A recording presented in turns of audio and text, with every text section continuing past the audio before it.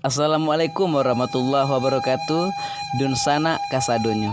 Mungkin kita mengenal yang namanya kota Solo, kota yang terindah, kota yang terkenal dengan kota Bareh.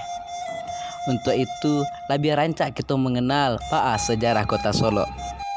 Mungkin awak kenal dengan yang namanya kota Solo, kota Serambi Madinah, kota yang terkenal jo Barehnya.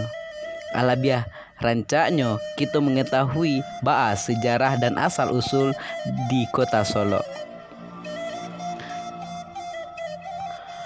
Menurut sejarah, semenjak orang tua-tua dahulu, nama daerah Solo berasal dari nama daerah Nagari Solo. Persis di kota Solo nan kini. Namun sabuian nama Solo justru akhirnya menjadi lazim ketika menyabuian daerah asa tak kalah tengah barado di luar daerah dan di perantauan. Meskipun orang yang sesungguhnya berasal dari Nagari Salayu, Kota Baru, Cupa, Talang, Singkara, Koto Anau, Gawang, Panyakalan, Muaro Paneh, Kinari, Kayu Aro, Gugua, dan lain sebagainya. Konon Saben Solo bermakna saelo alias baik. Dari tutur kata beberapa tokoh adik, daerah Solo berasal dari daerah Kubuang Tigo Baleh. Persisnya sama Sumatera Barat kini lah menjadi sistem kerajaan Minangkabau. Konon Kubuang Tigo Baleh berarti Kubung 13, datuk dari lingkungan kerajaan Minangkabau. Takai sesuatu persoalan sehingga dianggap sebagai pembangkang. Artinya dulu Raja Minangkabau yang sadang berkuasa beranggadang, sehingga memutuskan mengusir Tigo Baleh datuk dari lingkungan kerajaan. Para nenek mama orang Kubuang Tigo Baleh pai mencari daerah baru. Awalnya dari Pariangan Padang Panjang, berjalan ke arah Danau Singkara, dan ketika sampai di daerah Aripan kini, mencaliak ke suatu daerah nantalie data di bawah. Sehingga ketika itu tak kecen lah suatu kata tampak nan rasuka elok, dan kemudian berubah menjadi Solo. Dalam perjalanannya, rombongan itu sampai ke ketinggian untuk meninjau alam untuk ditampeannya, yaitu Bukit Gurunan, Dakek Payo. Ada sejumlah sumber mengatakan bahwa tampe itu adalah awa baringin, yaitu di daerah Gawang kini Kodun sana.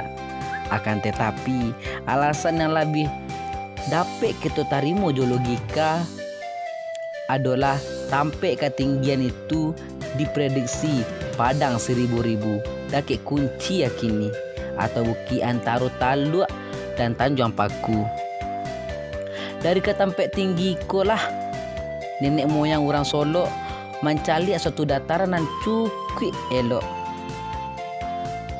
yang dikecean saelok-eloknya, yang dalam perkembangannya kata saelok-eloknya berubah menjadi Solo. Karena informasi tentang sejarah daerah Solo ko berasal dari lisan senya. Sangat sakit sekali secara tak tulis atau berupa catatan, sehingga sejarah awal mula nama suatu daerah memiliki banyak versi.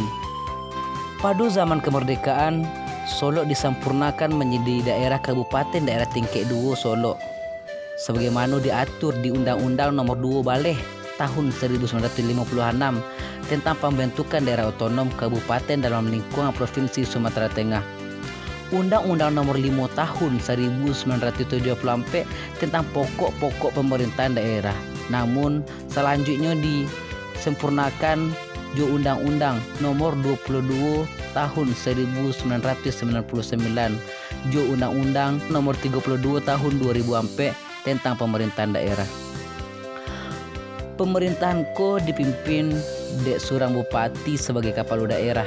Semenjak diresmian Kota Madya Solo pada tanggal 16 Desember 1971, Nagari Solo dan semulanya merupakan bagian dari wilayah Kabupaten Solo dan Allah berdiri Tagak Surang menjadi daerah tingkat 2 dan mempunyai kedudukan yang sama dengan Kabupaten Solo.